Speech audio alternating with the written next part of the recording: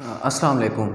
Next जो topic है cellular organisation है नाइन्थ बायोलॉजी में, और ये लास्ट टॉपिक है। इसके हम दो पार्ट करेंगे और दो पार्ट्स में इसको जो है वो हम इसको कंप्लीट करेंगे, क्योंकि एक पार्ट में ये लॉन्ग क्वेश्चन है तो कंप्लीट नहीं होगा। तो उसमें जो है सेलुलर ऑर्गेनाइजेशन की तरफ चलते हैं। ऑर्गेनाइजेशन कहते हैं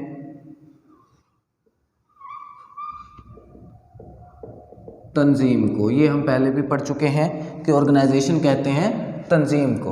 तंजीम और सेलुलर ऑर्गेनाइजेशन की तरफ जाने से पहले हम जो है वो देखते हैं कि जितने भी ऑर्गेनिज़म्स हैं पूरी दुनिया में, तो वो हमने 5 उनके बड़े ग्रुप्स बनाए हुए हैं जिन्हें हम किंगडम्स कहते हैं। तो उनको हमने 5 ग्रुप्स में डिवाइड किया हुआ है। पहला ग्रुप है जी प्रोकैरियोट्स।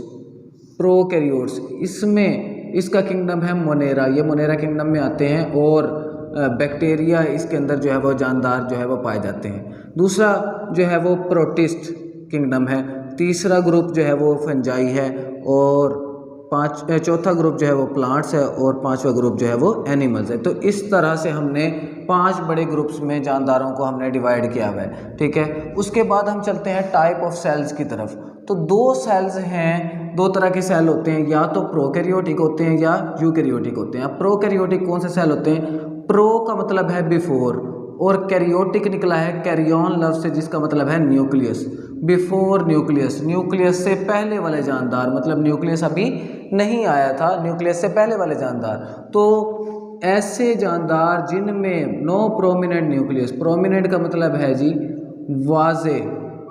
वाजे न्यूक्लियस जिनके अंदर ना हो, तो वो प्रोकैरियोटिक जो है वो सेल्स कहलाते हैं। और यूकैरियोटिक से मुराद क्या है? यू से मुराद है ट्रू, और कैरियोटिक कैरियन से लिख रहा है, जिसका मतलब क्या है? न्यूक्लियस।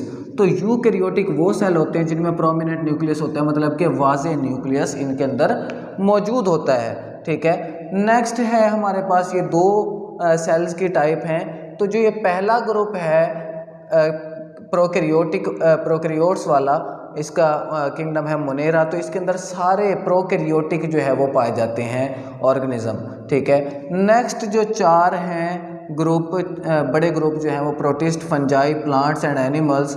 तो इनके अंदर यूकैरियोटिक सेल्स होते हैं, यूकैरियोटिक सेल्स इनके अंदर पाए जाते हैं। अब बात करते हैं सेलुलर ऑर्गेनाइजेशन की तरफ जानिब चलते हैं। तो ये 3 किस्म की होती है सेलुलर ऑर्गेनाइजेशन, 3 टाइप्स की होती है, ठीक है जी। पहली टाइप क्या है? यूनिसेलुलर ऑर्गेनाइजेशन, जिसके अंदर यूनि से मुराद क्या है? ओनली वन सेल हो इस ऑर्गेनाइजेशन के अंदर। तो आप जानते हैं सेल जो है वो बेसिक यूनिट है लाइफ का। तो जिसके अंदर एक सेल है, एक सेल वाले भी जानदार जो है वो पाए जाते हैं, तो उनकी जो ऑर्गेनाइजेशन है, तंजीम है, वो यूनिसेलुलर है। फिर कॉलोनियल ऑर्गेनाइजेशन, फिर उसके बाद मल्टी सेलुलर ऑर्गेनाइजेशन, जिनके अंदर मैनी सेल्स पाए जाते हैं, ठीक है। अब यूनिसेलुलर ऑर्गेनाइजेशन को हम इस वीडियो में एक्सप्लेन करेंगे। उसके बाद जो नेक्स्ट वीडियो है उसमें हम कॉलोनियल और मल्टी सेलुलर ऑर्गेनिजम्स को डिफाइन करेंगे, ठीक है। यूनिसेलुलर ऑर्गेनाइजेशन, इसके अंदर यूनिसेलुलर ऑर्गेनिज्म पाए जाते हैं। अब ऑर्गेनिज्म और ऑर्गेनाइजेशन में क्या फ़र्क है? ऑर्गेनाइजेशन जो है उसके अंदर वो सेल्स की तंजीम है, और ऑर्गेनिज्म जो है वो जानदार कहलाते हैं। तो ऑर्गेनाइजेशन के अंदर जानदार मौजूद होते हैं, ठीक है। अब यूनिसेलुलर ऑर्गेनाइजेशन है तो उसके अंदर यूनिसेलुलर ऑर्गेनिज्म मौजूद हैं। अब यूनिसेलुलर ऑर्गेनिज्म क्या है? Only one cell makes the life of an organism in unicellular organism. सिर्फ एक सेल पूरी जिंदगी बना देता है किसकी?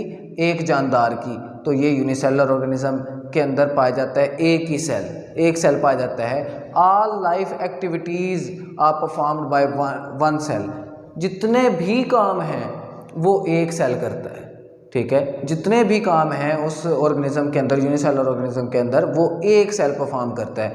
इनकी एग्जांपल्स की तरफ अगर हम जाएं तो हमारे पास अमीबा है एग्जांपल, पैरामीशियम है, यूग्लिना जैसे जानदार, ये यूनिसेलुलर ऑर्गेनाइजेशन में आते हैं। अमीबा की कोई फिक्स शेप नहीं होती, तो आप जैसे मर्जी बना दें तो वो एक्सेप्टेबल है, ठीक है। और पैरामीशियम की ज़रा जूते की टाइप की जो है वो शेप होती है। तो इसके अंदर ये सेलुलर कंपार्टमेंट्स हैं और इसके ऊपर जो है ये सीलिया हेयर लाइक स्ट्रक्चर लगे होते हैं, ठीक है।